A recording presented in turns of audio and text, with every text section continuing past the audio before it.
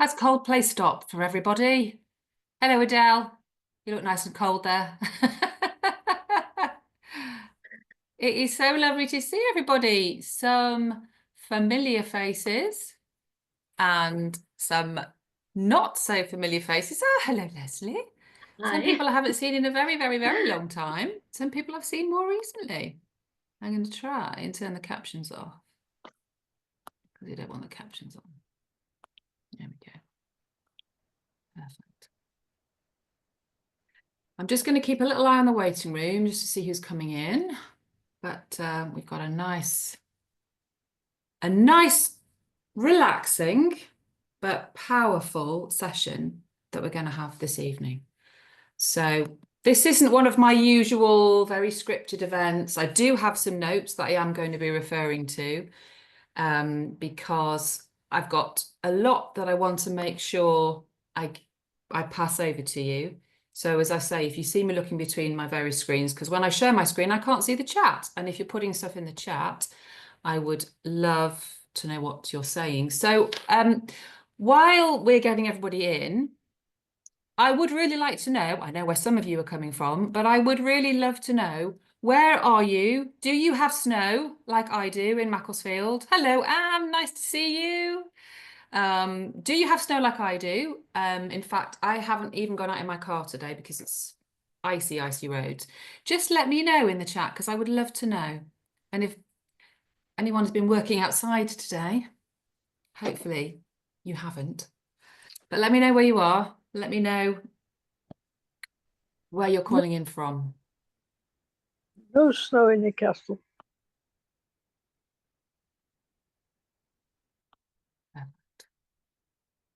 And it's lovely that you have got your cameras on. If you don't have your camera on and you would like to put your camera on, it would be lovely to see your faces. I appreciate not everybody can. London's got no snow. Oh, right. Okay. I'm working at your desk. Yes, thank goodness. The And Leslie's in sunshine. stunning, a little bit snowy, but very sunny. Oh, I bet it was a nice snowy walk. Hmm? Claire's in Sevenoaks. Been a bit of snow here, probably not as much as up north. We had about 4 to 5 inches, which is it's a fair amount. It's a fair enough to close schools and things like that. So yes. Claire is down in Essex. No snow, just cold. Yes. Lovely to see you too, Claire. It's been a long time since I've seen you. And Gabrielle says, no snow near London. Okay, okay. So we're happy to send our snow down to you if you would like some. You're more than welcome to have some. But thank you all for being here this evening. It is lovely that you're here. This is one of my favourite things to do, which is to do our visualization and our goal setting. Something that I do myself every year. And I always encourage my clients and my osteo colleagues to do as well, because it's a very, very powerful thing for us to do. Louise is in Northampton. No snow this week. Oh, so it sounds like there was a line across the Midlands somewhere and further north. We got all the snow. So thank you for putting in the chat. Use the chat box as much as you'd like to. I love these things to be interactive. And if there's something that you want to ask, please put it in the chat. I can't always guarantee I'm going to see it. And then at any point, if you wanted to unmute yourself, there's going to be time later on for me to have a chat with you if you want to. Anne's in Prestbury, not been off the drive for 4 days. I'm not surprised. It's what happened here was it rained, then it snowed, then it melted, then it froze, then it snowed. It's one of those weeks. So yeah. So why do I do this every year? One of the things that all my clients hear me say is we can't manage what we don't measure. So if we don't know where we've been, how are we going to know if we're any better for the next year? How are we going to know if anything is any different than next year? So we can't manage what we don't measure. So 3 things we're going to be looking at this evening. We're going to be reviewing and we're going to be celebrating 2024. We're going to be reflecting on some stuff and releasing some stuff that we don't need. And we're going to be setting some intentions. There are absolutely no New Year's resolutions here at all. I don't believe in New Year's resolutions, and I'm going to explain why I don't believe in New Year's resolutions. I do believe in setting intentions. and I do believe in setting goals, but not New Year's resolutions. So if you thought you were going to get some New Year's resolutions today, I'm going to tell you that you're not going to get that today. Danny says, it was a sunny day here. Greetings from Portugal. Oh my goodness, Danny. How exciting. Lovely to see you. Wow. Well, send some sun my way. That would be lovely. That would be lovely. So when we're talking about setting intentions and we're talking about setting ourselves up for the next year, let's have a quick show of hands. How many of you on this call found yourself in December 2024 going, it's 2024 December. How on earth did we get here? How on earth did we reach the end of the year? Yeah, thank you. Did we reach the end of the year and I haven't done what I wanted to do? I maybe haven't achieved what I wanted to achieve. I haven't done the things that I said I was going to do. How on earth did that happen? And often it happens because we haven't put the things in place that we needed to put in place in order for us to have the successful year that we wanted to. And anyone who's been to any of my previous masterclasses will know I am all about the brain health. I am all about women looking after their brain health. I know we have some men on this call too, so please don't feel I'm only talking to the women in this group. And I'm all about putting into place good brain health promoting behaviors. Because if you've been to any of my other masterclasses, and I'm not going to go into it tonight, you will know why brain health is so important to me. And I want to ask you a question. What is the thing that allows you to enjoy your life? What is it that allows you to enjoy your life? To allow you to experience good food, good friends, holidays, experiences. The one thing that allows you to do that is your brain. That thing is behind your eyes and between your ears. It's our brain. And knowing how to look after your brain and knowing how to nurture your brain is important through all stages of life, but particularly as we get older in life, because chronic stress, chronic overwhelm leads to all kinds of problems with our brain. So one of the reasons why I do this particular class every year is if we start the year in a better place, if we know how we can manage our emotions, if we know how we can manage our brain health, the rest of the year tends to go a little bit better for us. So stress is one of the things that I talk about a lot. If you've been to some of my previous masterclasses, you will know that, because stress is a big causative factor in poor health, particularly in brain health. And how it might show up for you, you might feel a lot of overwhelm. You might feel anger. You might feel tiredness. You might procrastinate. You might show a general lack of interest in life. And it's often because your brain isn't working properly. I have felt all of those emotions many, many times during my life, and particularly in the past few years. And that all leads to an increase in stress. And that leads us to not being able to use our brain properly and enjoy life as we want to. And you will have heard this expression before, I'm sure. Failing to plan is planning to fail. So we need to have something in place to know where we're going to go. And one thing that I'm going to share with you, I hope you'll walk away with many, many things this evening, but one thing that I want to share with you is that you are the architect of your life. You are the architect of your life. If you don't plan your life, life is just going to happen. And often it doesn't happen how we want it to. We start to live life on somebody else's terms. So the best way to predict your future, the best way to have the year that you want a year, is to create it, is to decide how you want it to be. So what I'm hoping that you're going to walk away with at the end of tonight's class is a feeling that you've got rid of some stuff that you needed to get rid of, and you're moving towards the place that you want to be. And I would really encourage you this evening to play full out. If you have, oh, my phone is over there. I was going to say, if you have a phone with you, I'd really encourage you not to look at it, to put it somewhere where you can't hear it ping, and just to really be conscious and present this evening so that you can really make the most of these 2 hours. Because I can share all this information with you, I can show you all this stuff, how to transform, but if you're not fully present, it can be hard for you to take it in. And that phone pinging all the time can be very distracting. So play full out, put things in the chat if you want to, or raise your hand if you want to ask me something. If you play full out tonight, then you'll be able to go away with things in place. We might not finish the workbook, but you have that, you can keep that forever. You'll know the steps that you want to take, and then you can go and take some action. And I can certainly support you in deciding how you're going to take that action. And if that's something that you think you might be interested in, then you can always have a chat with me afterwards about how we might be able to really put these goals into place for you. Are we kind of ready to move forward? Do you all have a copy of your workbook? Does anybody need me to put a copy? Thank you, Claire. Thank you, Danny. Does anybody need me to put a copy of it in the... I'll tell you what I will do. I will put a copy, if you just bear with me, I will put a copy of it in the chat, and then you will have a copy there. Right, let me just grab the link. Okay, it's going to grab the link. And I'll put it in the chat. So it's a Google Doc, so hopefully you should all be able to download it. If anybody has any problems downloading it, then let me know. It's not one that you can type in as we're doing it, but it's just one that you can print off and work through. And don't worry if you haven't got a copy in front of you. It's just as long as you've got a journal and a piece of paper, that'll be absolutely fine. Do you all have your power object? And do people know what I mean by a power object? If you haven't got your workbook, you might not know what this is. So a power object is something that kind of grounds you to you. It connects you to something that means something to you. You feel powerful when you're wearing it or you're holding it or you're using it. It can be anything. It can be a piece of jewelry. It could be a book. It could be an item of clothing.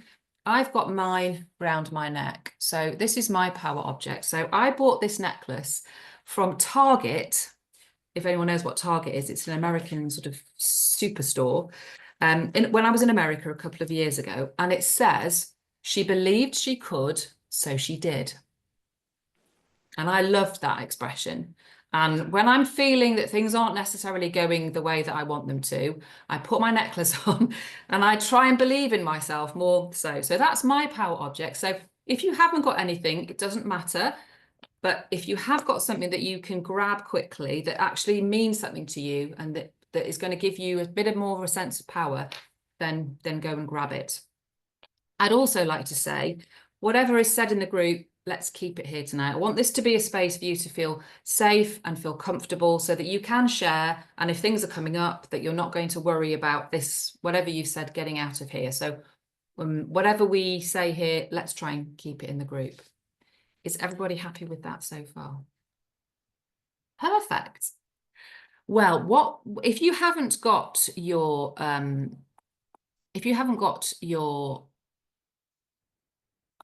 workbook, then I will share my screen so that you are able to see it. She says, I don't want to share music again. Let's share my screen. Screens. Okay. Bear with me and we will get there. Technology is great as long as it works. We don't want that one, we want that one. There we go. So this is your workbook, which you may or may not have a copy of. And first thing we're going to look at are our reflections. So why do we reflect? Why is this important? And some of you may be very used to doing this kind of work, and for some of you this might be completely new. And so I think it's important that we look back over what's gone in the past, because it helps us look at, as I've said before, where we were, so we know where we can move to. It helps us move forward. It helps kind of anchor in us where we're coming from. It allows us to learn from the things that we've done in the past and move forward.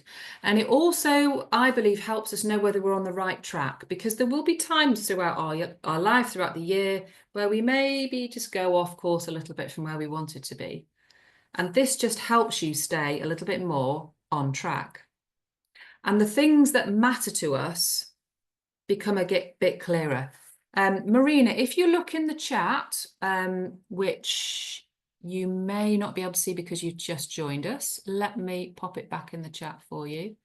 Let me just stop sharing again. Right, I will pop it in the chat for you and you should be able to get a copy. There we go. It's a Google Doc, Marina, so you should be able to. Don't worry about being late. It's not a problem. It's not a problem at all. Let me go back and we'll share that screen again. It's lovely that you're here. I very much appreciate everyone who's here tonight. So, when reflecting, the things that matter to us become a bit clearer, because often the least important things are the things that seem to make the most noise. They're the things that seem to attract our attention. Sometimes that's people, sometimes that's experiences, sometimes that's just life. And those things that are important are often a bit quieter. They may not shout and scream like the unimportant things. And by finding a bit of quiet time, by taking some time to reflect, it allows your mind to find them. I mean, you've probably had those experiences where you've been in the shower and something has come to you. It's those quiet times. It just allows our mind to find them and to acknowledge them. And those are the things that bring richness into our life. Those are the things that nurture us and support us. It also helps when we're thinking about reflecting. It helps us to be honest about the journey that we're on. And that's really crucial for overcoming the challenges and other things that we come across during our life. It shows how we can persist through all the difficulties. So let's take a moment to have a look at the reflections page. And I'm just going to give you 2 or 3 minutes just to have a look through here and just for you to think, what were the most meaningful moments for you of 2024? When did you feel like yourself in 2024? What were you doing? And when did you feel most on purpose? When did you feel most on purpose? And when did you experience love and connection to others? And I'm going to put on a little bit of nice music for you so that we can... Does anybody want me to leave that on the screen? Does anybody not have the book and wants me to leave it on the screen, or is everybody okay with that? Everyone's okay. Perfect. I'm going to put a nice bit of music on for you. Hopefully it won't be too loud. It'll just be nice and chilled.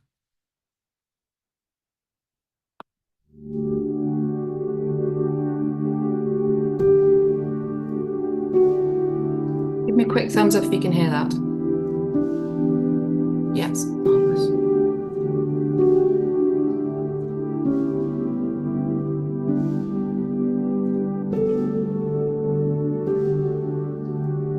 So, thank you, Martha. So what were the most meaningful moments of 2024?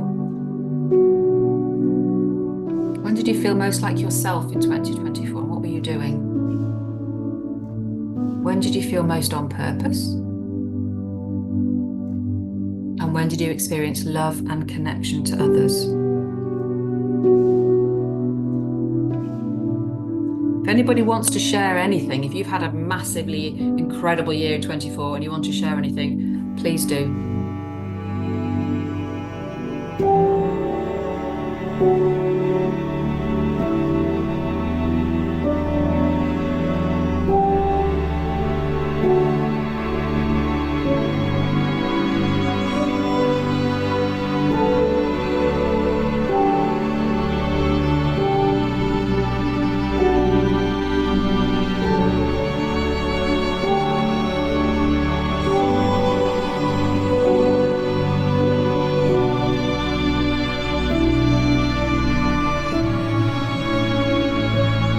Reasons why we do this is particularly when you feel most on purpose. It's we're going to be working on how can we have more of that? How can we have more of it? How can we have more love? And if you feel you didn't have enough this year, that's okay. What can we do to change that for next year? And if you've only felt like yourself very occasionally in 2024, what can we do to change that?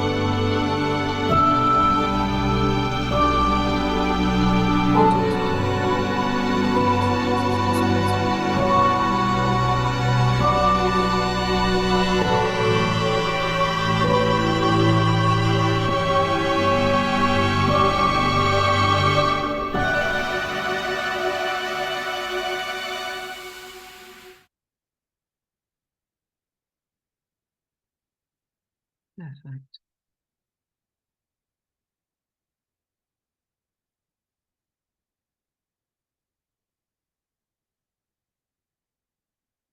Okay. Everyone happy with that so far? Let's move on. Thank you, Claire. Let's move on to the next section. We've got two Claires here. That's going to be confusing, isn't it? Because I saw Claire P look up when Claire T put her thumb up. It's going to be confusing. So let's move on to the next one. And there's some space there on the workbook, so you can come back to this, because as I said when I was introducing it, I want this to be something that you keep coming back to. This isn't something that you do tonight and you never look at again. So if you want to think about how we can create more of these meaningful experiences, these are things that will come to you over time. Again, maybe when you're in the shower and you're out walking somewhere. And then we want to think about celebrating. So we've reflected, so we can celebrate, because sometimes we will have forgotten the things that we've done during the year. And just by taking a little bit of time to reflect and think about it, it allows us to celebrate.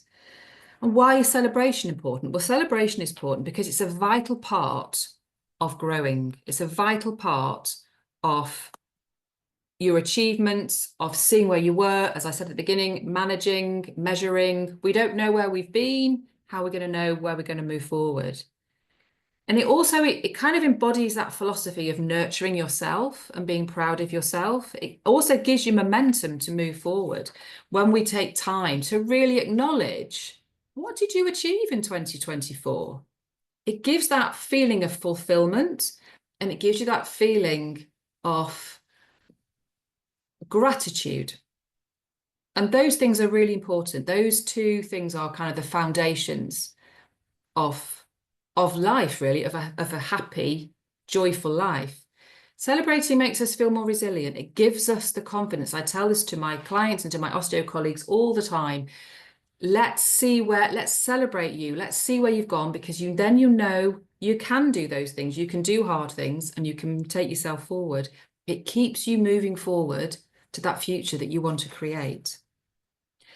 And sometimes, and I'm talking specifically to the women in this group, but this can often happen to men as well. Sometimes society doesn't feel like a safe place for us to celebrate, does it? Sometimes it feels like, we may feel like we're too much, or we're too loud, or it's not right that we're celebrating ourselves. But your accomplishments are not too much. You are not too loud. And it's really important that you toot your own horn, because very often no one else will toot it for us. So this is a safe space here this evening. This is a place where you can really let your celebrations come to the fore. So what would you like to celebrate about 2024? Let me put the workbook back on for you so you can have another look. We don't want that one on the screen. Let's have that back on. There we go. And we'll share that. So what were your biggest wins? And what do you feel most proud of? So my biggest wins were that I was determined last year that I was going to share the message about brain health more than I'd done the year before. And my biggest win was that I managed to do 14 masterclasses. 3 of those were in person and the rest were online. So that was my biggest win. And I'm very proud of myself for doing that, because it's anyone who does any online work or does virtual work, you'll know it's not always straightforward. People don't always turn up. The tech gremlins come, the recordings don't work. So I was very proud of myself for that. So if anybody wants to share anything, then do let me know. And what success brought you the most joy and why? That's going to be quite useful when we're looking at how you want your next phase to be. Because if you know what brings you joy, why don't we try and do more of that next year? And how are you going to celebrate your success? Now that doesn't have to be big, doesn't have to be monetary. It can be any way you want to celebrate. It can be just being proud of yourself. It can be going out and buying something if that is how you want to celebrate. It could be telling somebody, just telling somebody what you're proud of, telling somebody what your big wins were. But let's celebrate. Does anybody want to share? Does anybody have anything they'd like? You can either feel free to unmute yourself or pop it in the chat, because I don't want it just to be about me sharing what I was saying. If anybody else wants to share, then please feel free. And again, you might find that this comes to you later. There might be something else you've completely forgotten about. One thing that might be quite useful for you to do when you're thinking about this is to take your phone and to look back over the photographs that you've taken over the year. Because sometimes we can forget, can't we, what we did earlier in the year. And maybe it's a nice way for us to be reminded. Claire, I went towards the IO. Claire, that's amazing. The IO is the Institute of Osteopathy, for those of you in the group who are not osteopaths. They're like they're our union, they're our support group. That is incredible, Claire. Well done. Not just one, but two. Leslie says, getting a new job at 64, though I'm still not sure if I'd rather retire. Excellent. Well done to you, Leslie. We are never too old. It's never too old. We are never too old to do new things. I'm very proud of you for that. So well done. Excellent. Perfect. Okay. So we have looked at our reflections. We have found things to celebrate. And this is one of my favourite sections. Well, let me have a look. What's Louise written? Big relocate with 2 young children coming out of mat leave. Found premises and started my own clinic. Only seeing 1 patient so far, but it will build. It absolutely will build, Louise. And it is never easy with 2 young children. So that's incredible. Coming back out of mat leave, that's hard work. The fact that you've started your own practice is brilliant. And you'll do an amazing job with that 1 patient. And they will start to refer people to you. I have absolutely no doubt. So well done. Thank you very much for sharing. That's brilliant. Thank you. Well done.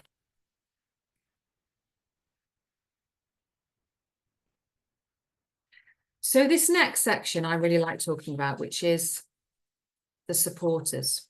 Who has been there to support you? And let's just remember and let's recognize those who have helped us, because sometimes we're very aware of people that have helped us, but we maybe haven't always acknowledged it. Sometimes we take people for granted, don't we? We kind of expect their support to be there and we take it a bit for granted. So let's just take a moment to recognize and think about who supported your success this year. Some of us find it very difficult to accept support. Often that's because we have been brought up, particularly those of you who are around my age, midlife and beyond. We were brought up in quite a masculine world where we thought we had to do everything ourselves. And we're told that if you don't do everything yourself, then you haven't achieved everything. And that makes it very hard as a woman because we're much more about community. And if you ask for help, you failed. You know, you're going to lose your strength if you have to ask for support. But actually, asking for support is one of the best ways that you can grow. And I'm sure you found this. If one of your friends or one of your family members or one of your colleagues ask you for support, are you not more than happy to give that? Most of us are. So who supported your success in 2024? Write that one down. And then how did they support you? Now, this could be they supported you just by, bigging you up, by being there for you, by providing the space, cooking you food, giving you a big hug when you needed it. It could be that they were a bit more in the background, that they were just there, that you knew that they were supporting you. But how did they support you? I'm not going to put the music on because I may have got the settings wrong and I don't want to be blasting out unless people would like some music. But Marilyn's saying no. That's fine. That's fine. I shall keep the music off. And again, this might be something that you want to come back to. This might be something you need to think about. I'm very aware of people who supported me last year. I maybe haven't told them.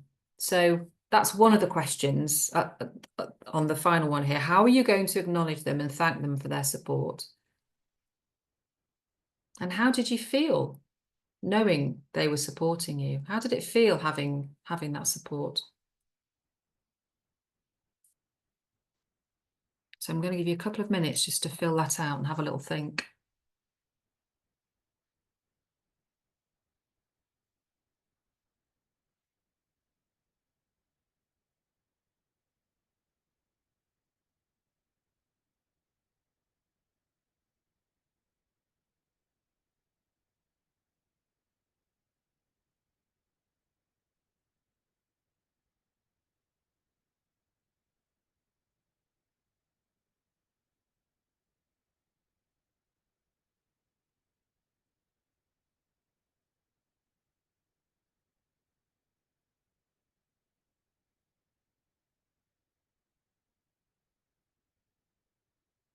I'm doing all right with that. I'm sure you've all had some amazing support over the year.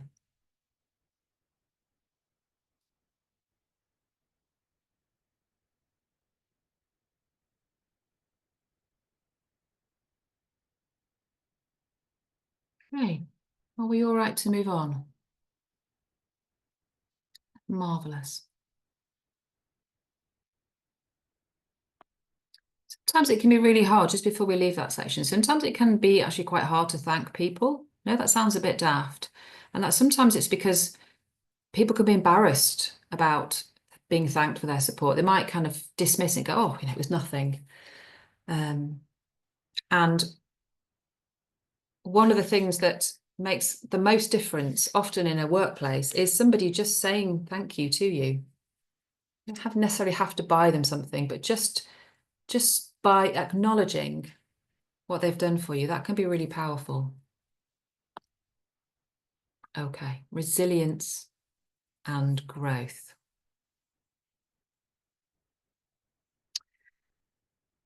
So this is often quite a triggering section for people.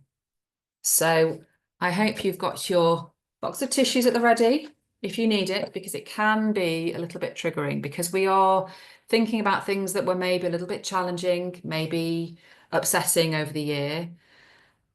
And I want you to look at this as a way of helping you, a way that you can move forward and almost saying to yourself, what can I appreciate about myself, about how I responded to these challenges? Because I know some of you in this group very well, and I know some of you had some incredible challenges this year. And so it is about asking yourself, what can I appreciate about myself? How I responded to those challenges? Because there is an expression, or there's a kind of a statement that I've heard recently that I really, really like. And I'm going to read it out to you. And it's, life is out to get you, but not in the way you think. Life is there to break you open and to tap into the real you, to open you up and find out who you really are. Life is out to get you, but not in the way you think. Life is there to break you open and tap into the real you, to open you up and find out who you really are. Now, I think some of you may resonate with that. So let's have with grace and with care for ourselves, let's answer some of these questions. So what were the greatest challenges and setbacks that you overcame? What were the greatest setbacks and challenges that you overcame? Let me read the chat. Marina, thank you for writing. At the moment, I'm doing too much change, and so support is on hold until they can see just how mad I am. That sounds intriguing, Marina. That sounds absolutely intriguing.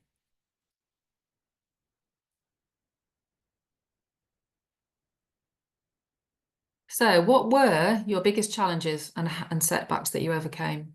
And what were the losses that you've experienced?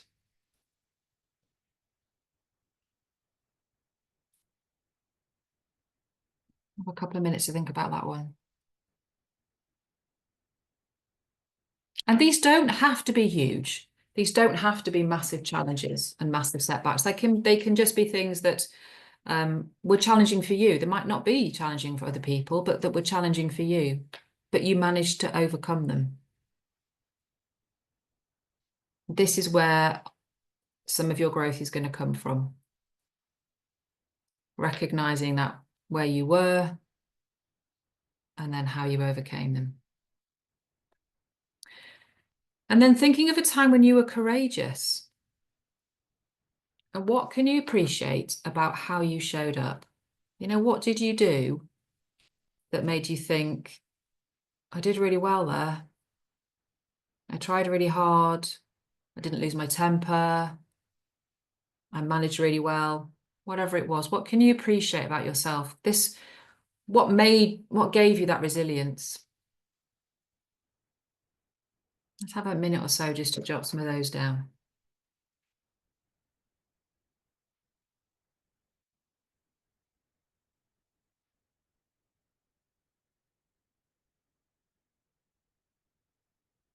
I can see you all furiously scribbling away there.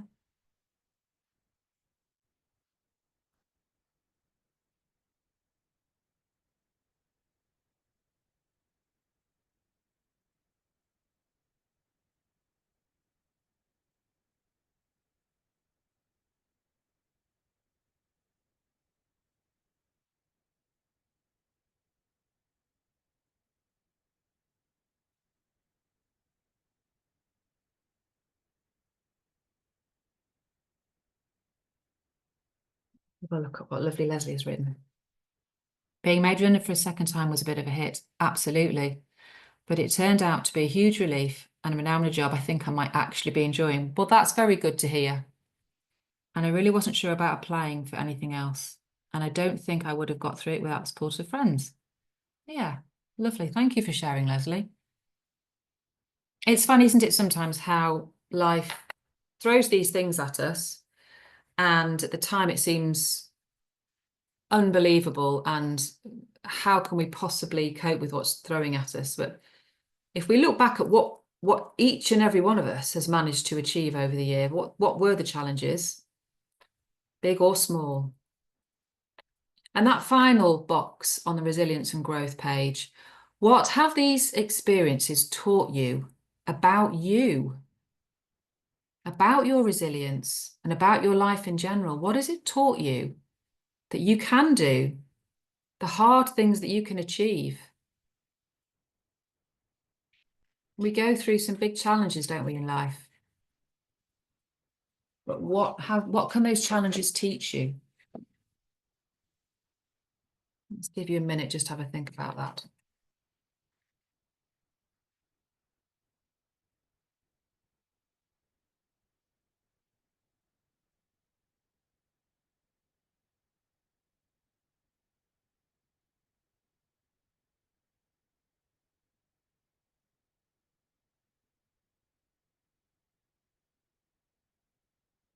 Adele says, a work situation that had me on the point of resigning. Oh, goodness me. But I held it and got through with the help of friends, family, colleagues. Thank you for sharing, Adele. That's really powerful. Thank you. And it's lovely that your friends, your family, and your colleagues were there to support you and to help you. And I'm going to talk a little bit about this later on, but the time of us lone wolfing is over, you know, the time where we can support each other and help each other. And I think now, as we are coming out of that horrendous COVID time and people are actually getting out more and wanting to meet up more, I think that community support is really important. And that's certainly something that I'm going to be working with in the people that I work with, and providing a special community where people can feel that they can share things like this, and we can grow and we can be resilient together. Leslie's written as well. Being resilient doesn't mean going. Absolutely. And it's not easy always, is it, Leslie, to accept support? It can be really challenging because we do feel like we have to do it all ourselves. But having that support and reaching out, it's actually really powerful. It is really powerful. Thank you for sharing, Leslie and Adele. And Marina, I work these days as a shaman, so challenges are multiple and varied. Wow, and involve massive change. Working with spirit is joyful, intense, and very challenging. I'm sure it is, but I love the learning, the movement, and the lessons. Incredible. That's a very powerful insight as well, because it is very challenging, I'm sure, to work with spirit. But it's great that you love the learning and the movement and the lessons, yeah. And that's what keeps us moving forward, is our growth. It's our self-development, because that's what's going to keep you moving to the next level. So thank you all for sharing. I really, really appreciate that. Are we happy to move on? Excellent.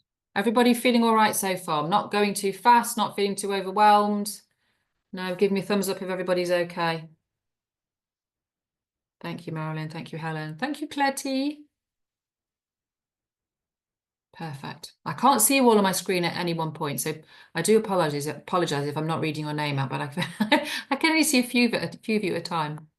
Perfect. So let's move on. Self-compassion. This is really, really important, particularly in our modern world, when we are always comparing ourselves to other people. Because holding on to our guilt, holding on to our shame, holding on to our self-loathing is really self-destructive. And you, and only you, have the power to forgive yourself. Give yourself a bit of grace, give yourself a bit of self-compassion, and give yourself a bit of love. Because you need to be the person that can look yourself in the mirror and say, you're doing a great job. I love you. I love what you're doing. And if you're carrying along that guilt and that shame and that self-loathing, you're not going to be able to do that. So, what can you forgive yourself for? We're starting about being kinder to ourselves. And again, these don't have to be big things. These can just be little things. What have you heard yourself say or do? I'll give you an example. Working with one of my lovely clients, and she admitted to me that she talks very badly to herself. She'll put herself down all the time. Why are you doing that? Why are you such an idiot? And it came to a point where she dropped a pint of milk on the floor. And she heard herself saying, you're an absolute idiot. What on earth did you do that for? You've wasted all that milk. But because she'd been working with me, she kind of pulled herself up and went, okay, would I say that to my friend? Would I say that to my daughter, my son, my partner? So she was learning that she needed to forgive herself for demeaning herself for all that time and for speaking to herself really harshly. So what can you forgive yourself for? And then what can you forgive others for? Are there things that maybe other people have done that have annoyed you, upset you, frustrated you? Because remember, we can't control other people's behaviors or other people's reactions. We can only control our own behavior and our own reactions. So what can you forgive others for? What would you like to forgive others for?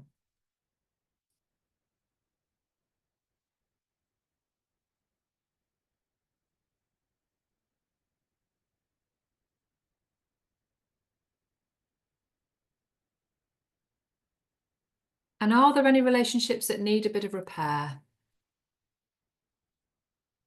Is there anyone that you think, I need to really look at that relationship a bit better? I maybe need to look at how I'm behaving around them,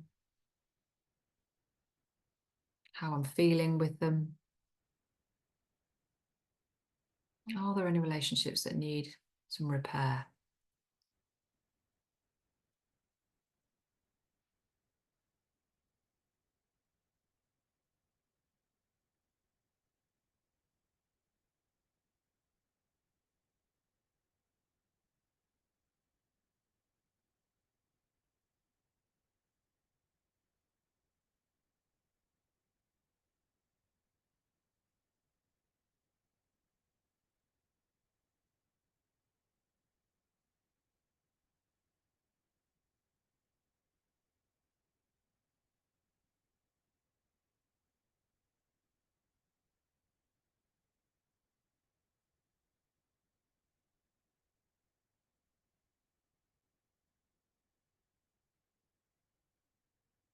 How are we all doing? Anybody need any guidance with anything? Anybody want to, anything I'm not making clear enough, or anything anybody wants to ask?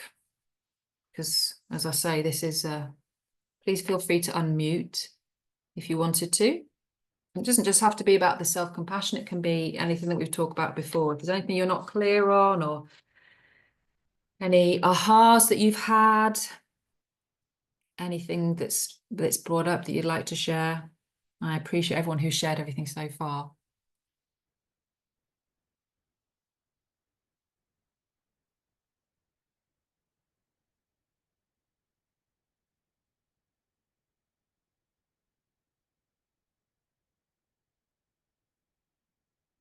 So what have you managed to acknowledge in that section? And what can you commit to yourself to make amends to yourself for what's happened, maybe what you've said, how you've behaved? Let's think about, do you have any good forgiveness techniques? It's a very interesting question, Claire. And the answer is yes. And maybe we can have a chat about that if you would like to do that. Leslie says, I think self-compassion can be the hardest thing. What you say when you talk to yourself. Yeah, we are harder on ourselves than we are to anybody else, aren't we? We say the hardest things to ourselves. And that's one technique to catch yourself on, is not being so hard on yourself and not trying to be perfect, because there is no such thing as perfect. Because if you think about where the word perfect comes from, it's to perfect, it's to get better. So nothing will ever be perfect because you're always wanting to perfect it. So if we're waiting for something to be perfect, we're going to be waiting a very long time. So getting rid of that, I need to be perfect, or it needs to be perfect, is one good way to start forgiving yourself. Have a read the chat. Thank you, Marina. So I've discovered that forgiveness is one of the most powerful things we can do to let go of our past and clear ourselves of anything that holds us back. Absolutely. When I learned that to forgive does not mean that it makes what was done okay, just that you let go of your attachment to it. You remove yourself from that part of the story and are ready to start a new story without it. Beautifully written, Marina. Thank you. Absolutely. Someone once said to me, you are enough. And that helped a lot on the perfectionist side.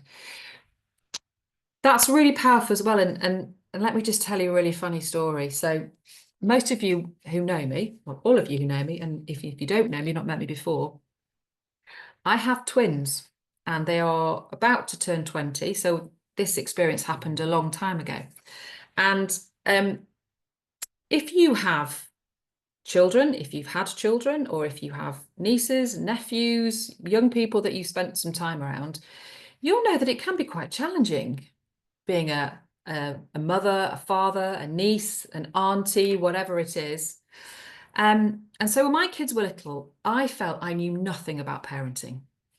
And because I have the sort of brain that I do, I was always wanting to, like, well, how can I be the perfect parent? And how can I, do the right things for my children?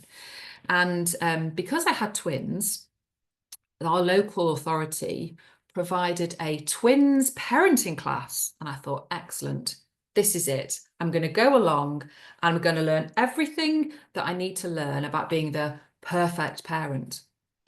And so we turned up at this lady's house, beautiful house, and we had to find a babysitter for the children, which was not easy because not many people wanted to look after twin babies. But we left our beautiful kids at home and we went to this lovely lady's house, and everyone there was a twin parent or even a triplet parent. And I thought twins was hard enough, but some of them were triplet parents. And so she started to teach us this course. And one of the first things that she said to us was, one of the things that I'm going to teach you about is being a good enough parent. And my heart kind of went, oh, this is the wrong place for me. This is the wrong place for me. I don't want to be a good enough parent. I want to be a perfect parent. I want to be the absolute best parent that I could be. And she must have seen that reaction from not just me, but other people within the group. And she very gently and very kindly addressed that by saying some of the things that we've said in the group this evening, that there is no such thing as perfect, particularly when you're a parent or an auntie or a grandparent, or you working with your nieces and your nephews, because there is no perfect way of doing anything, is there? There's no perfect way of raising a child. There's no perfect way of being a twin parent.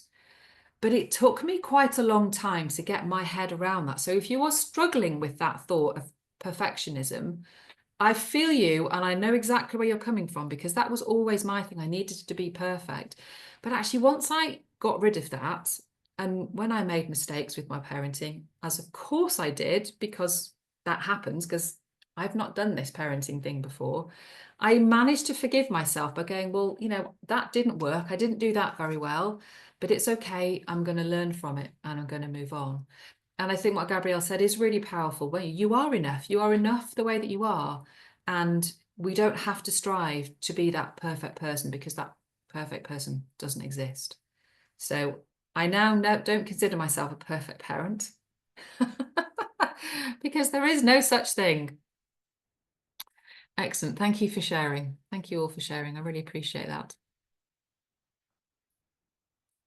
Marie says, I'm about to become a grandmother oh, they're in Australia. Ah, well, let's hope you can fly out there and experience what it's like to be a grandmother to twins.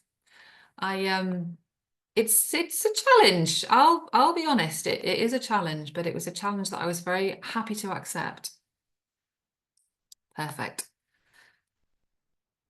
So we have looked at self-compassion. So we've been sitting down and you've been working so hard for about 40, 50 minutes now. What I'm going to suggest that you do is, why don't we all get up, have a bit of a stretch, maybe grab yourself a glass of water, shake your body out a little bit, even if you want to just sit in your chair and give it all a bit of a shake, because we're moving on to something that's really quite powerful. So let's all have a bit of a stretch, take maybe a couple of deep breaths. And then we can just release some of that energy to move on to the next phase.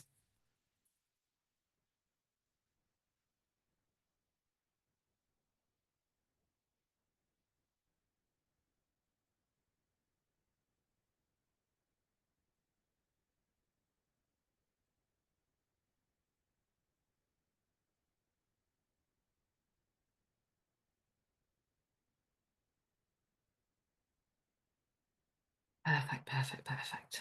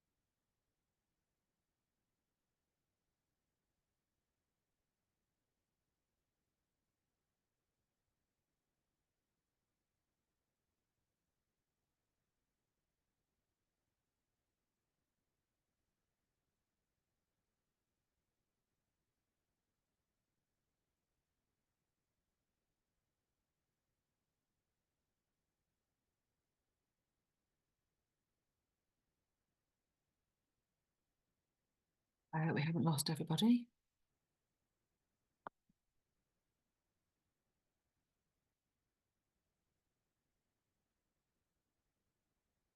Good.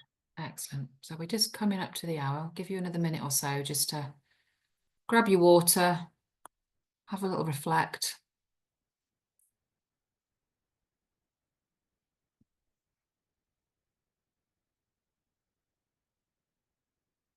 If anyone wants to share anything, if anyone wants to raise their hand and have a chat while we're just stretching and getting ready for part 2, feel free. I'm here for you tonight. Do we all have a power object, by the way? Because we're going to be using those in the next section. Don't worry if you don't. If you've got something, then again, grab it. Did your awards, Claire, did they come with a little trophy or anything like that? They did. Excellent. Excellent. Is that them behind you?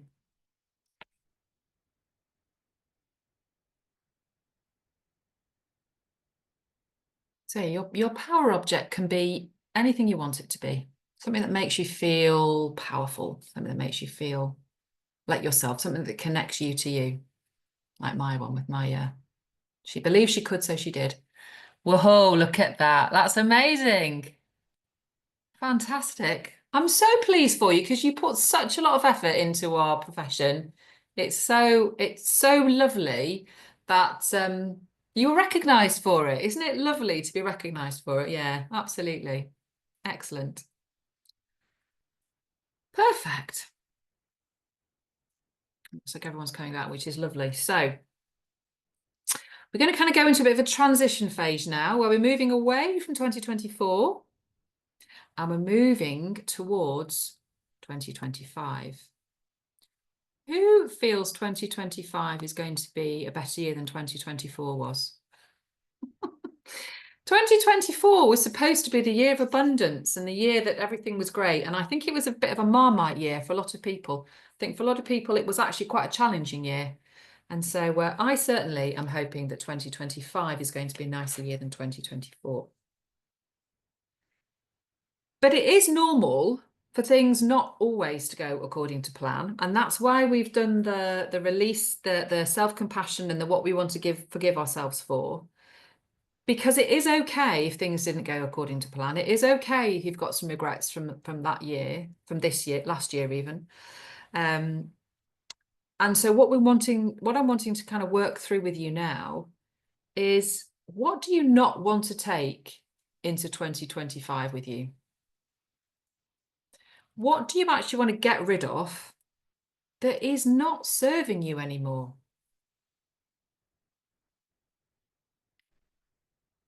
Plans. Interesting, Marina. Okay. You want to leave your plans behind or you want to plan more? I'm curious. So let's have a look. No plans. Okay. Okay. Perfect.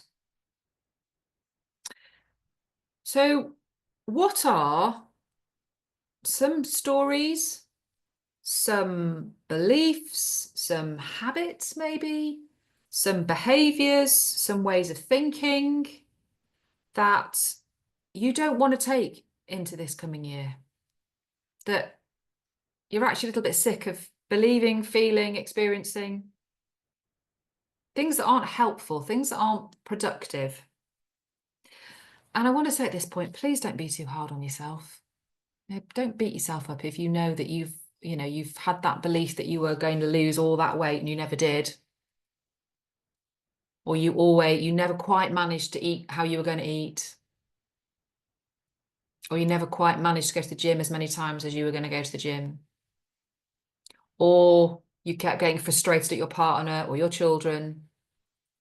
But are there some old stories, some beliefs, some habits, some ways of doing stuff that actually you don't want to take with you? Stressing the small stuff that I know will work themselves out in the end. That's a really good one, Adele. I really like that. Yes, that is a really good one. And you're right, things do often sort themselves out in the end, don't they? Marina, every time I make a plan, it goes awry. So this year, no plans, go with the flow and see what the adventure ahead is. Interesting. Okay. Okay.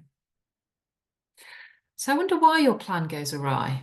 I wonder what it is. Has it not been firmly enough fixed with you, or has it been life events that have happened?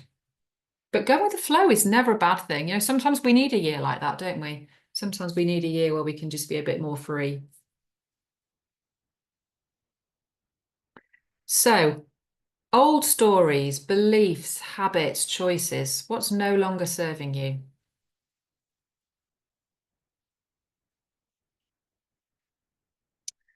And are there three things that you can release and leave behind. Now, they could be things like belief patterns, they could be ways of talking to yourself, they could be habits that you have. Are you very bad at when Netflix is on, that going, oh, just going to watch the next episode and going to watch the next episode? That's a very easy habit to fall into. Or are you going to leave behind that saying that you always said to yourself that you were always going to do something, like you're always going to get up and meditate, or you were always going to write your journal at the end of the day, and you don't do it 24/7, so you feel bad about yourself? What things can you release?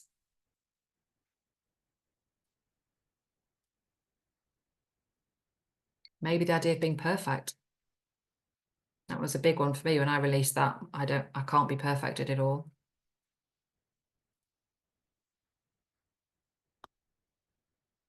And what can you commit to create in the year ahead instead? We might need to think about that. This might not necessarily come straight away. You might need to do the next visualization and the next part of our experience this evening before we can go through that. Danny's written. Thank you, Danny. Objects, clutter, and times kept for long. Been working on letting go, working on departing from them. Yeah, still work on it. And to part ways and complete that in 2025. Excellent. Okay. It can be mentally draining and takes away your focus. Okay. It isn't easy as you're living between London and Portugal. Oh, gosh. That's a lot of flying, Danny. Goodness me. Wow. Okay. Objects, that's an interesting, wasn't it? Because they can be quite grounding for us, but often we have far too much of stuff, don't we? We don't need a lot of the stuff that we have.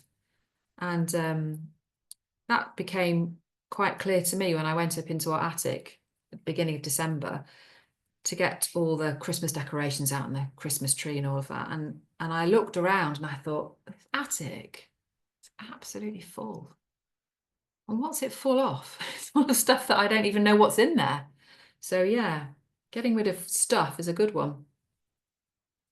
Marina says, I think that learning not to have plans is a way of releasing. Yeah, lovely. Habits, choices, beliefs. As we plan, we tend to stick with what we know already and keep ourselves safe. That's really interesting, Marina. I love that take on it. Yes, yes. And I think that can be the case for people, certainly. I would always say it's good to maybe have some idea of where you are, so you know where you want to go.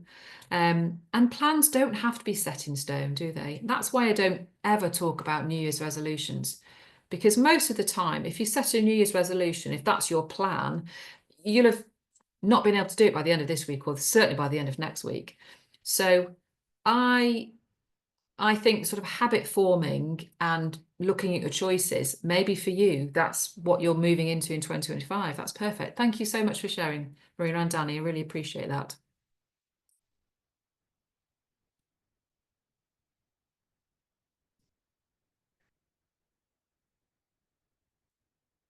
So if we do start to look forward, has everyone had a go at that? Has everyone had a little think, a little thought about some of those? It can be quite tricky, that one. It can be a little bit challenging to know what to do. It might be that you can only think of one thing that you want to release at the moment, or you can't quite think about how you're going to commit to create something in the next year. As I say, don't beat yourself up about this. You now have this workbook. You can keep it somewhere where you can see it. You can go back, you can revisit it. Because what we're going to be doing this evening is getting rid of this, but then taking that action forward, you'll need to come back and revisit it. So does anybody feel that, oh, hang on a minute, Leslie's written down, I've let go feeling I need to progress at work. Oh, okay. I'm happy where I am and I don't want more responsibility, and that's okay. That's lovely, Leslie. That is okay, isn't it? And sometimes it can take us a while not to feel that, because you are very successful at what you've done, and not wanting more responsibility. Sometimes again, that's that very masculine world that we've been brought up with, that you have to do more, you have to achieve more. And sometimes it's okay with just being at the level that you're at. Perfect. Thank you for sharing. So hopefully you might feel like you've started to clear some space in your head. And as I say, you can come back to this and you can revisit this. Is anyone feeling maybe just a little bit lighter? Let me stop sharing so I can see your lovely faces.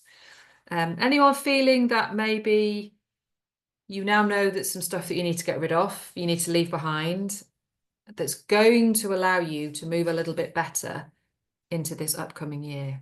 Because we can't rise, we can't move forward if we're being anchored down by the stuff, the crap, if you like, that we've just cleared out. So if you've got more that you want to clear out, go for it over time.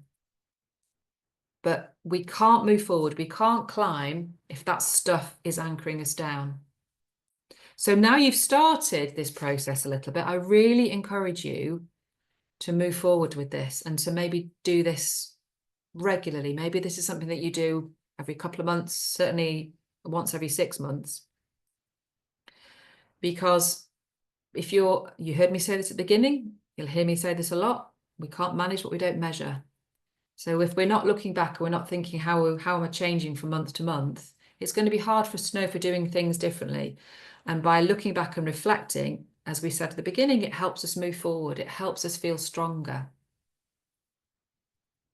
And at the end of the workbook, if you have had a little look through, let me just show you on the screen again.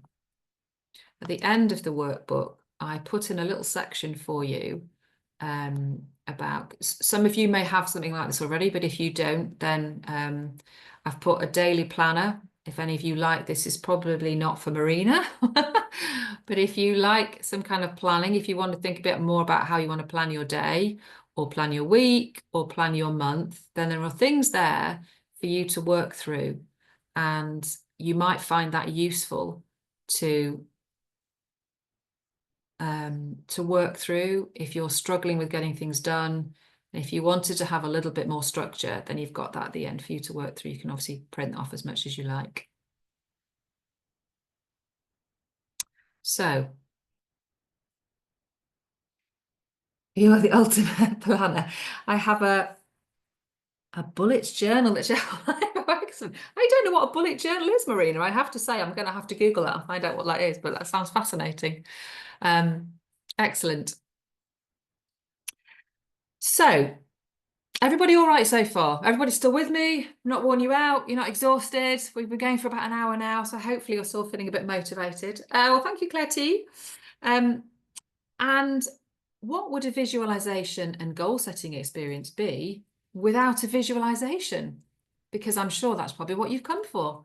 And who fancies doing a little bit of visualization now?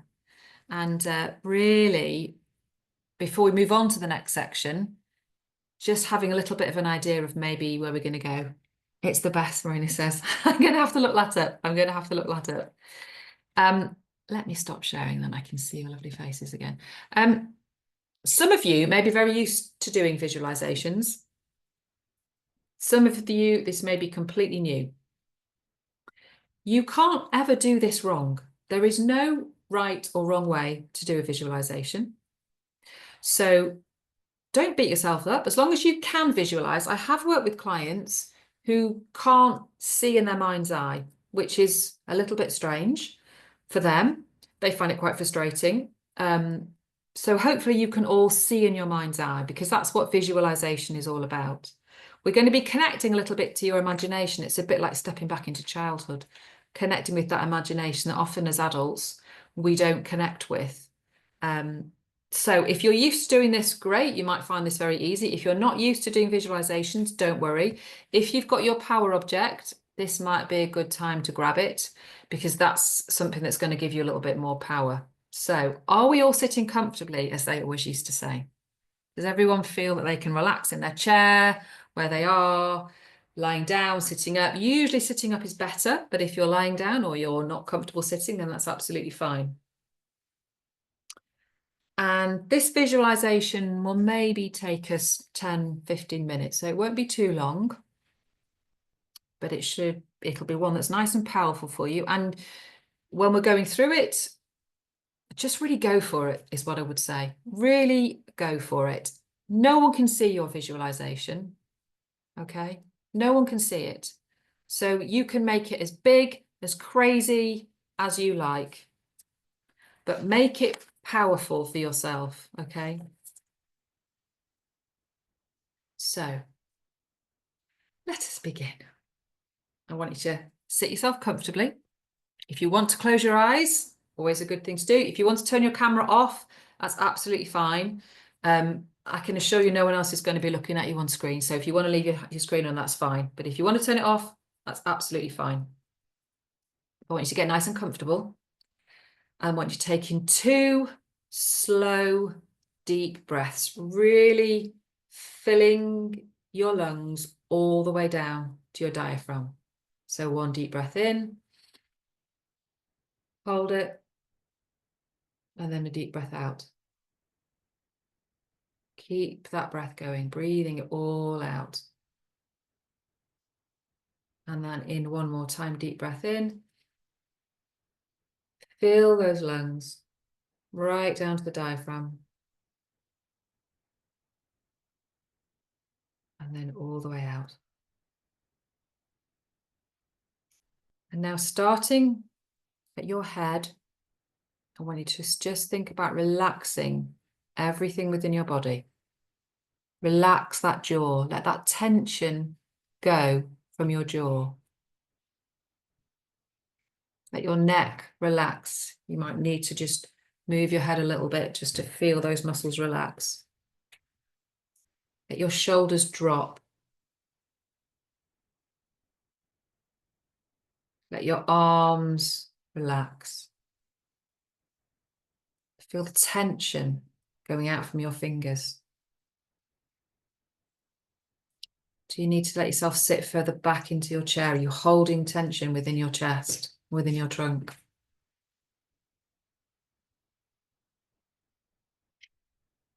Relax that stomach.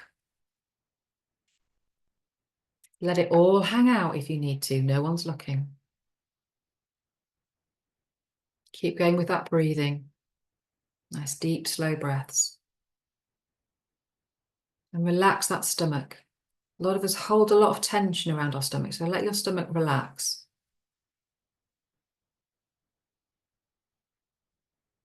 Taking in another couple of nice, deep, slow breaths.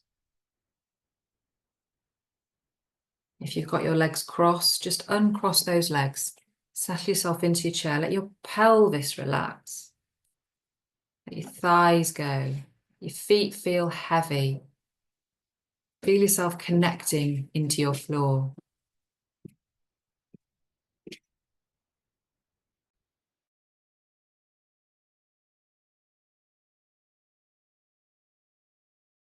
Perfect.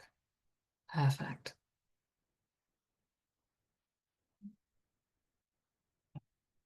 And taking a deep, slow breath 1 more time.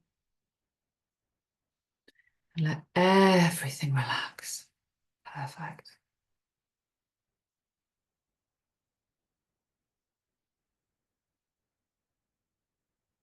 And then I want you to think about one thing, just one thing that you either want to do this year, or you want to create, or you want to experience, or that you want to be. It could be a holiday, it could be having a certain amount of money in your bank, it could be about achieving something, maybe you're writing a book. This is about you, so don't make this about anyone else. This is just about you. And I want you to see this through your own eyes. And I want you to start to think about seeing yourself taking the steps that you need to achieve what that thing is that you want to achieve. So if it's about the holiday, see yourself doing the research. See yourself talking to the travel agent, looking online, booking the tickets. if it's about being healthier, see yourself buying healthy food, see yourself exercising, maybe wearing the clothes you've not been able to wear for a long time. If it's about your job, see yourself updating your CV, calling those recruitment agents, but whatever it is, see yourself taking those steps. Really see yourself taking those steps. And you're doing it effortlessly. This is just flowing really easily for you. This is just feels right. It feels effortless. You're working towards that one thing that you want to do, to be, to experience. There.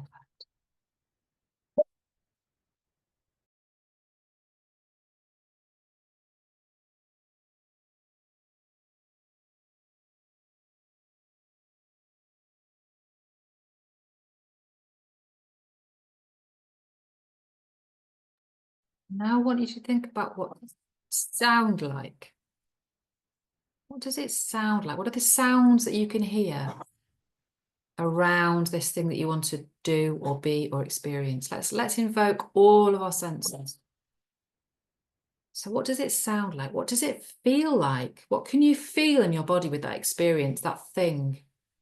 Do you feel happy? Do you feel gratitude? Do you feel calm? Do you feel safe? What does it taste like?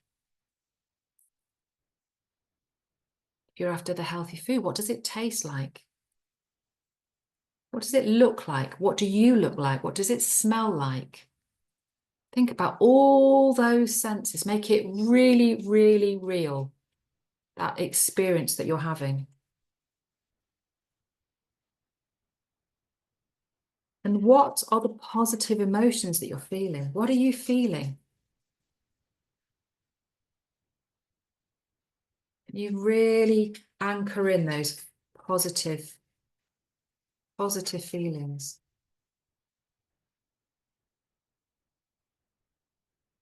And what are the physical sensations that you're feeling?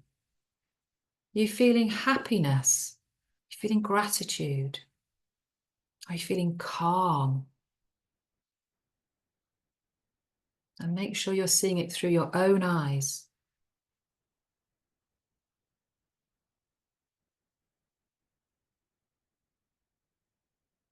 And do you need to make this bigger? Do you need to make it more fun? Are there other things you can add to it? Make it as real as you can, all your different sensations.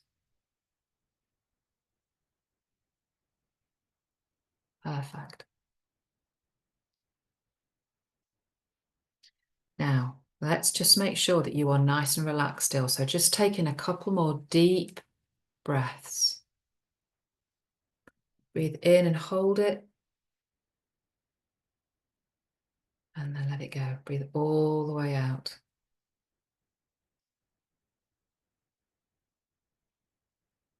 And one more time, nice deep breath in. Perfect. Hold it. And then all the way out. Perfect. Now, let's move forward. Let's move forward into the future where you have actually achieved that goal. So you saw yourself doing all the actions to lead up to it. Now you've actually achieved it. Feel that, I'm going to call it a glow. Feel that glow of accomplishment. How does it feel knowing you've achieved that goal, whatever it was, however big, however small, it was important to you? How does it feel that you've achieved that goal? Again, what does it taste like? What does it sound like? Can you hear laughter?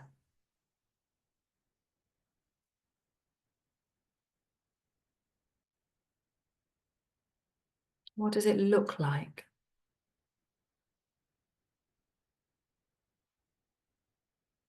Whatever the end result is for you, put yourself in that place and feel that sense of accomplishment. Feel how proud you are of what you've done, of how you've managed to achieve this. Just let yourself be immersed in all those emotions, all those sensations. I want you to really feel it, to really experience it in specific detail. Lock that in, that feeling of achievement. Because you've managed to do that. You've achieved it.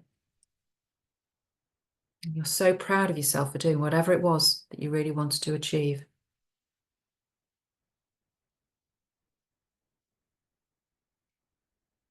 Perfect.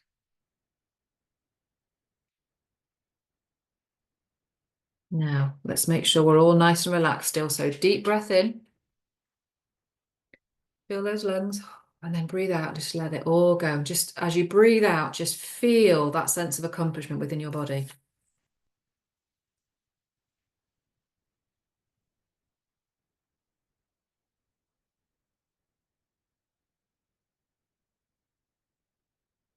Now we're going to move further into your future. Much, much, much further into your future. I want you to picture yourself in what I'm going to call the very golden age of your life. So you might see this as your 80s, your 90s, your hundreds, whenever. I want you to see yourself in the really golden age of your life. And I want you to picture yourself sitting on a rocking chair in a place that is either really special for you or it feels like it would be special at that time of your life. Maybe you're sitting on a balcony somewhere overlooking a beautiful view. Maybe you're in your beautiful garden that you've created, surrounded by all the plants and the flowers and the insects and the wildlife that you love.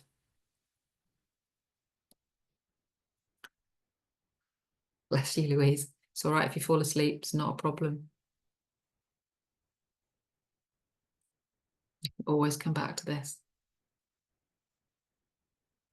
Maybe you're on your terrace. Maybe you've got nice decking outside and you're sitting in your rocking chair and you're looking out over that life. Sorry, you're looking out over that view. You're thinking about your life.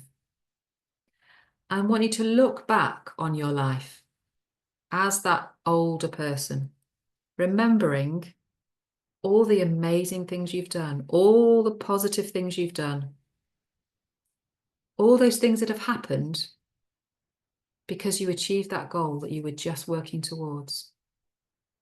You're so happy that you put the things in place to make it work.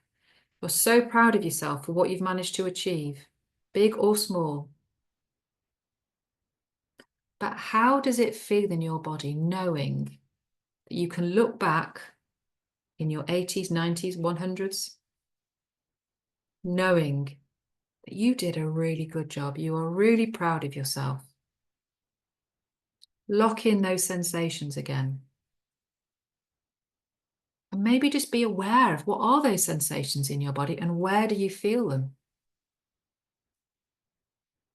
And just remember to be really super proud of yourself because you knew what you wanted to do. You put the plans in action and you achieved it. And there you are, sitting wherever there's a special place for you, rocking gently in a rocking chair, looking back over this amazing life that you've had. Not with regret, but with pride. Feeling fulfilled, feeling grateful. Lock those feelings in.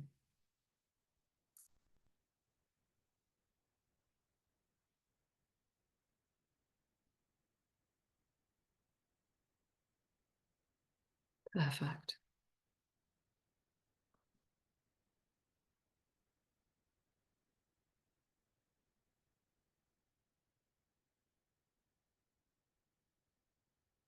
And whenever you're ready, just gently taking a couple of deep breaths and just bring your consciousness back to you, back to your room, and back to the now.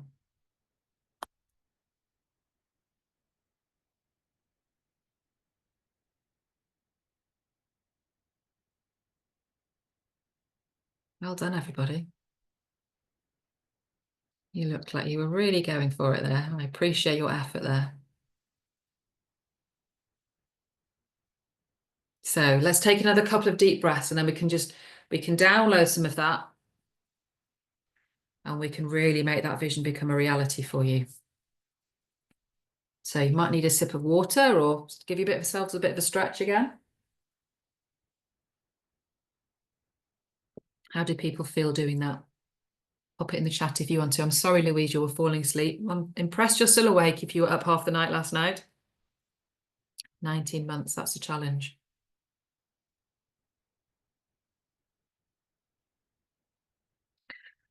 So, looking forward, what do you want to create in 2025 for you, for your life, for your career, for your growth? It can be big, it can be small. But what do you want to create for you?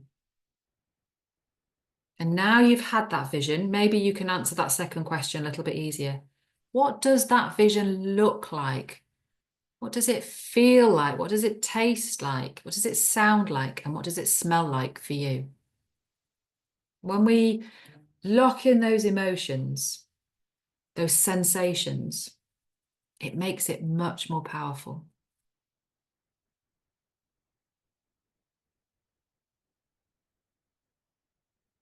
And it might be at this point that you can go back to the time to let go section, say, what do you commit to create in the year ahead? Make sure that these are for you, won't you? That they're not for other people.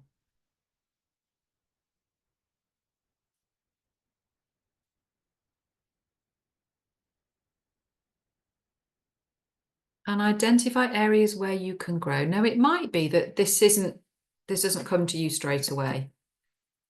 It could be that where you want to grow is your reflective practice. It could be where you want to grow is not being so hard on yourself. It could be that there's something, a skill that you have that's missing or something else that you need to work on. But when we are growing, doesn't matter what age we are, when we are growing, we feel more fulfilled in life. When we're not growing, when we feel that we're stagnant, that's when life tends to be more of a challenge.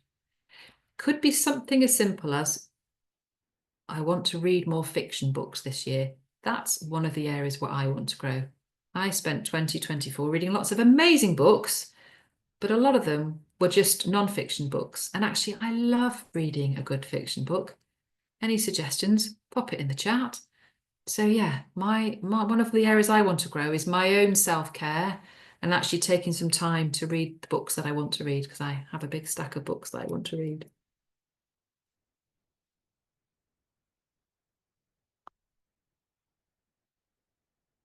And why don't we at this point, if you feel that you want to, let's have a look at our goals for 2025.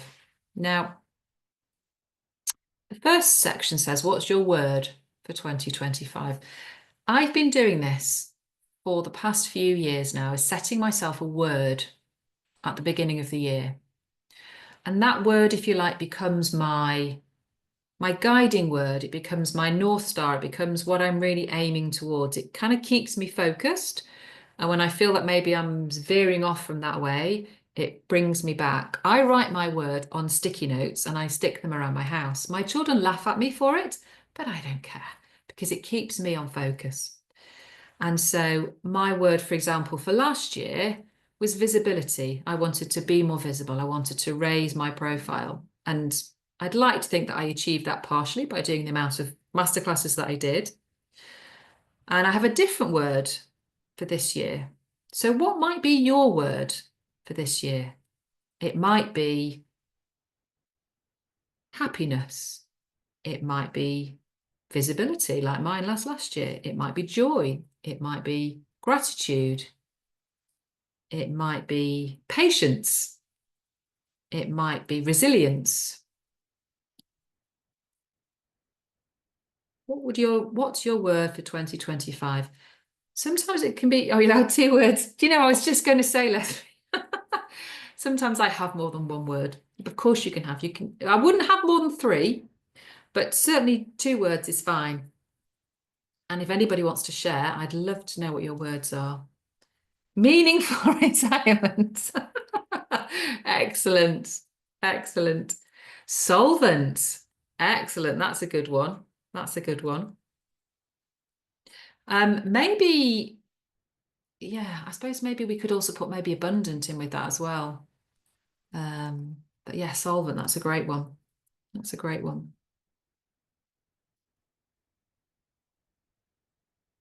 Anyone else like to share? Independence, visibility, and creativity. Lovely, Louise. Like that. I like that. Yeah. So with the visibility, that will hopefully drive your practice forward. And with the creativity, it might be a little bit tricky with your two kids. But sometimes in order for us to be creative, it's really good if we can spend a bit of quiet time, which I know is difficult when you have two small children. But having some time to do this kind of reflection work, really, and tap into that creativity, that might be something that would work for you. So thank you for sharing. Martha says organized. Excellent. That's a good one. That is definitely a good one. Perfect. Thank you for sharing.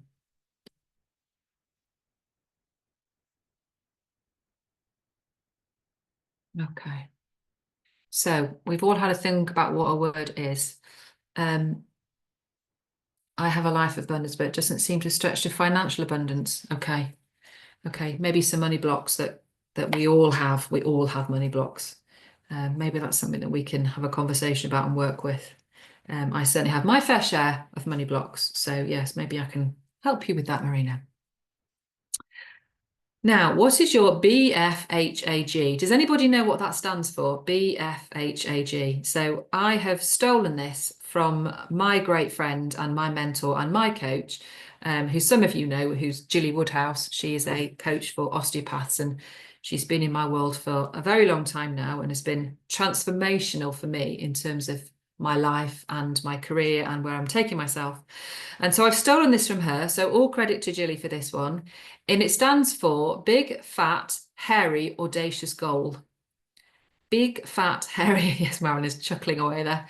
Big, fat, hairy, audacious goal. So this again might not be something that you can just put into practice straight away. It might be, as Leslie said, meaningful retirement. That might be your big, fat, hairy, audacious goal.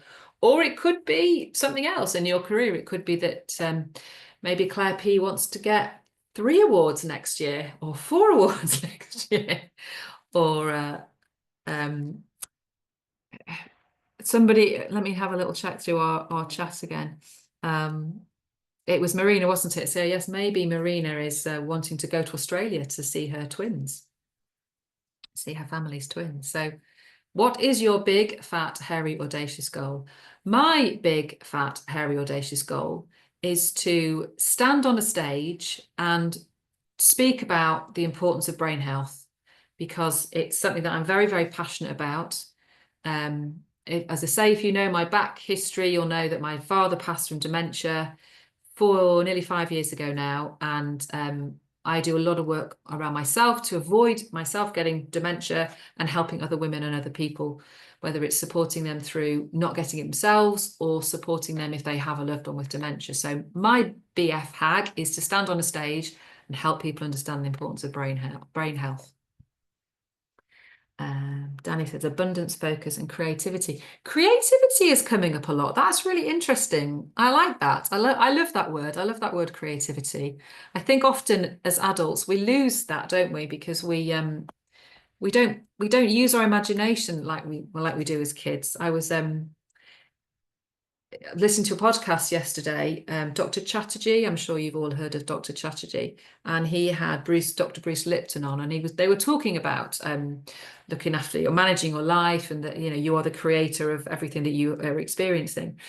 And they were talking about imagination and childhood, and it really made me chuckle, because they were talking about a child's imagination. They can get a broomstick or a broom handle, and it's a horse to them, or it's a witch's broomstick, and they'll run around pretending it's a horse or pretending it's a broomstick, and they'll be pretending to fly, or they'll bring out a little tea party, and they'll pour imaginary tea, and drink imaginary tea from their cups and they'll hand you imaginary cakes.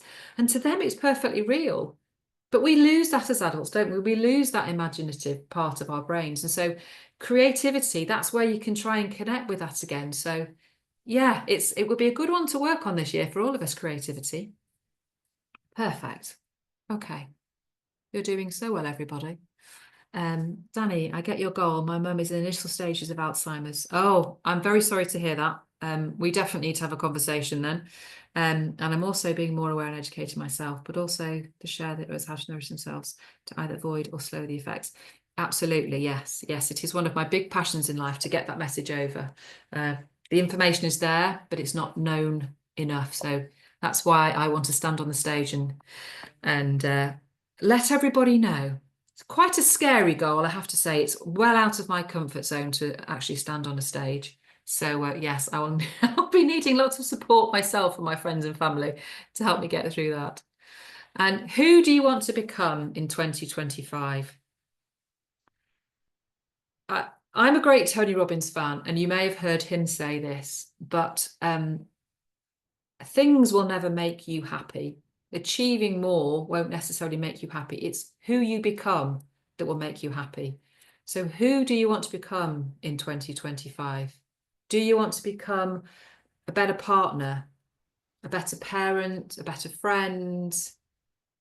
Do you want to become a more calm practitioner? Do you want to become a more creative person? So who do you want to become? This is definitely one to mull over. So our final page, we might not, you might not necessarily want to fill this out or be able to fill this out, but we'll run through it quickly anyway, just because it might be something that some of you in the meeting now have thought about. So if you do know who you want to be, or who you want to become, thinking about your word for the year as well will help you think about this. But what do you need to do to achieve this? So my word for the year is impact, and particularly around brain health. I want to have more impact. I want to make people more aware of the importance of brain health. So in order for me to do that, the person I need to become is more confident about speaking, more confident in telling people about what they can do, and more confident to stand up on stage and talk about these sorts of things. And so I know at the moment I don't have the skills to necessarily be able to do that. So for me, the skills that I would need, if I'm looking at the second box on there, is I need someone to show me how to do that sort of stuff. I need a mentor to help me know how to have that kind of impact. So what would it be for you? Are there any skills or any knowledge, or do you need to have a coach, a mentor, someone yourself that can help you with that? Again, this might be something that you need to think about. But is there something that maybe you feel that you could do with some support with that you may be lacking in? It could be as simple as, having someone to talk to regularly. Could be as simple as, setting up a date with a friend if you wanted to be a better, if your idea was to be, a better friend or a better parent or better daughter, sister, son, that it's just, let's set up a weekly meeting with you or monthly meeting, or it doesn't have to be something to do with work. It can be something to do with who you are at home. And then how will you know when you're becoming or you have become the person that you want to be? Making you think just a little bit differently with these questions. How will you know? And this is a good one to kind of connect with those feelings again of not necessarily you'll have achieved something, but how will you feel? Will you feel contented? Will you feel more grateful? Will you feel calm? If we're looking at Marina talking about solvency and abundance financially, is it going to be being brave enough regularly to open that bank account and go, oh, I'm doing all right this month? So how will you know? How will it feel to you when you've become the person that you want to be? And as I say, these are definitely sometimes things to mull over and to think about.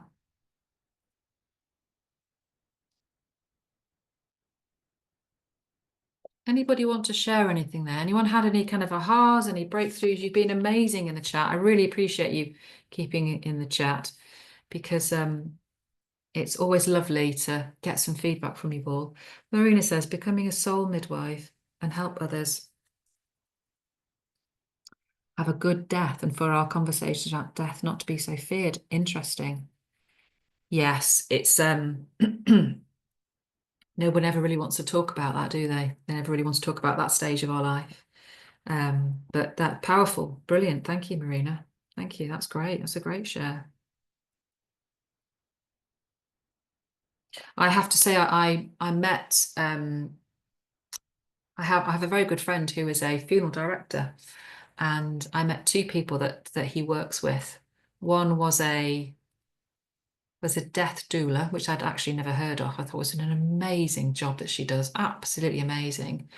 And another person was a celebrant, and she was telling me about how she brings so much joy and laughter. And as Marina says there, you know, a good funeral, or not necessarily a funeral, but a good celebrant service. So yeah, very interesting, very interesting. And Danny's put getting results, or even just one result. We have to be kind to us and make it achievable. The work, change, effort we put in. Absolutely. And if I go back to what we were talking about in the beginning about reflecting and how important reflection is, if I know some of you have worked with me previously, and we often started our meetings with the success sandwich. You know, what's one thing that you're really proud of, one thing that you've achieved over the week, one thing that didn't go quite so well that we need to work on, and then what was that third part of the sandwich that you're really proud of? Because showing ourselves what we've achieved rather than just going tick onto the next, tick onto the next, which we do often in life, but taking that time just to value ourselves and to really appreciate what we've done and where we're coming from. It's really powerful.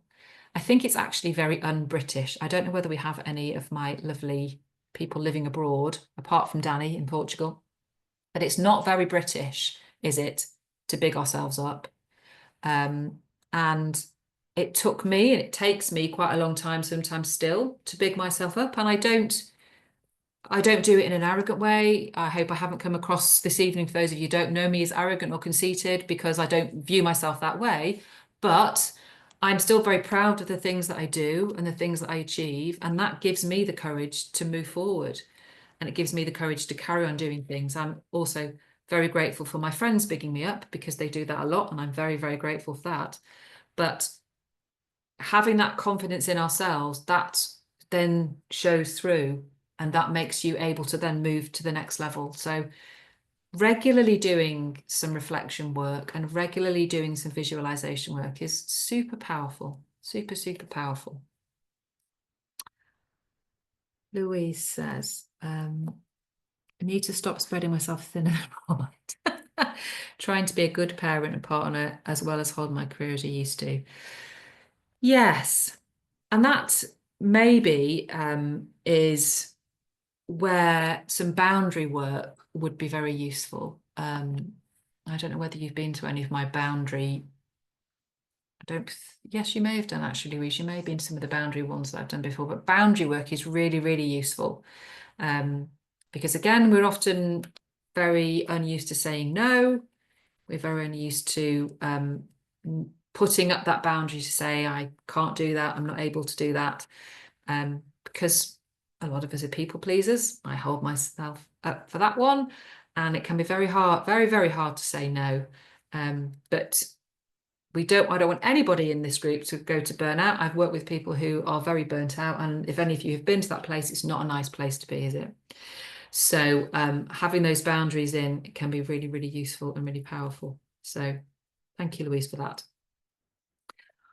Oh, we've kind of reached the end now. Would anybody like to share anything else? Does anybody want to open up and talk to me, or are we all feeling a little bit shy? or just pop in the chat if you need to, or if anybody needs to pop off, then I really, really appreciate you all being here. I hope you found that really useful. I hope it was kind of what you were hoping for and what you've got some good stuff out of it.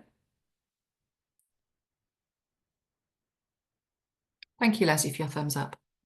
I'm going to give you a double thumbs up. So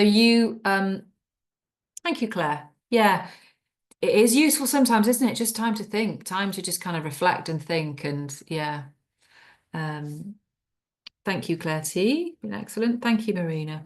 It was a nice visualization, wasn't it? It's a nice one to do. So you will have a copy of this recording. I will be sending out to people if you want it. You have obviously the workbook you can keep and you can work through it. And I really encourage you to do that, to keep looking back at it. I do have various social media things if you're wanting a little bit more tips, tricks, behavior changing things from me. Do follow me on social media. I'm Elizabeth Curfey or Elizabeth J. Curfey on Facebook. Louise says, thank you for holding the space to think and give me framework to think. Lovely. Well, you are more than welcome, Louise. And thank you for being here, because I know it's a challenge with your little ones. I really appreciate each and every one of you being here and for playing full out. It's so lovely when people play full out and I'm not just talking to a load of blank screens. So I really, really, really appreciate that. And I'm going to suggest that you all now have a very relaxing evening. If I can suggest, not particularly turning on the TV, not going onto your phones, but just having a nice relaxing evening, maybe having a nice herbal tea, maybe having a bit of a look through what you've written, have a bit of a reflection. And if you, thank you, Danny, you are more than welcome. I give you all huge blessings for 2025. I really hope that it's going to be an amazing year for everybody. We are the architects of our future. We can create the future that we want. It doesn't always seem that way, but we are the architects of our future. And if anybody wants to connect with me, wants to talk with me, then you obviously have my email now. Please get in touch. Lovely, Marina has put that bullet journal down. I'm going to have to look that up because it sounds very interesting. Thank you, Helen. I hope you're doing well. I have been thinking about you and how you must be feeling at this time when there's been such a big change in your life. I would love to connect, actually, Helen. So maybe we can have a chat sometime, because I'd love to know how you're getting on in this this new year without your usual routine, shall we say. Leslie, it's always a pleasure. And Adele, it's always a pleasure. And on that note, I will wish you all a very happy evening. Thank you all so much for coming. I appreciate it. And thank you, Marilyn. And let me know in the future if you need anything more from me. I'm sure you all know how you can get hold of me. All right. Take care, everybody. Bye for now. Thank you very much.